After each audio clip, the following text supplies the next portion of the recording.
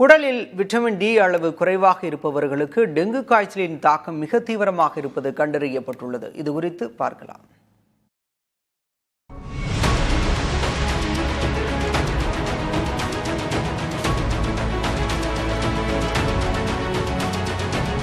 சமீபத்தில் கொலம்பியாவில் நடத்தப்பட்ட இந்திய மருத்துவ ஆராய்ச்சி கவுன்சில் இதழில் வெளியிடப்பட்ட ஆய்வு முடிவில் உடலில் வைட்டமின் டி அளவு குறைவாக இருப்பவர்களுக்கு டெங்கு காய்ச்சலின் தாக்கம் மிக தீவிரமாக இருப்பது தெரியவந்துள்ளது. ஆய்வில் லேசான டெங்கு பாதிப்பு உள்ளவர்களுக்கு வைட்டமின் டி போதுமான அளவு இருந்தது. ஆனால் இரத்தப்போக்கு மற்றும் உறுப்பு பாதிப்பு போன்ற தீவிர அறிகுறிகள் உள்ளவர்களுக்கு வைட்டமின் டி சத்து மிக குறைவாக இருந்தது.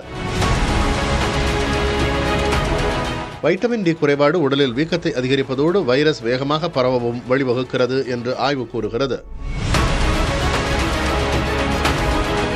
இந்தியாவில் டெங்கு பாதிப்பும் வைட்டமின் டி குறைபாடும் பரவலாக இருப்பதால் இந்த ஆய்வு மிக முக்கியமானது. 2025 நவம்பர் வரை இந்தியாவில் சுமார் 1.13 லட்சம் டெங்கு பாதிப்புகள் பதிவாகியுள்ளன. டெங்கு பாதிப்பிலிருந்து தற்காத்துக் கொள்ளவும் பாதிப்பின் தீவிரத்தை குறைக்கவும் வைட்டமின் டி அளவை சரியாக பராமரிப்பது அவசியம் என்று மருத்துவர்கள் கூறுகின்றனர். எனினும் மருத்துவர் ஆலோசனையின்றி தாமாகவே மருந்துகளை உட்கொள்ள வேண்டாம் என்றும் எச்சரிக்கின்றனர்.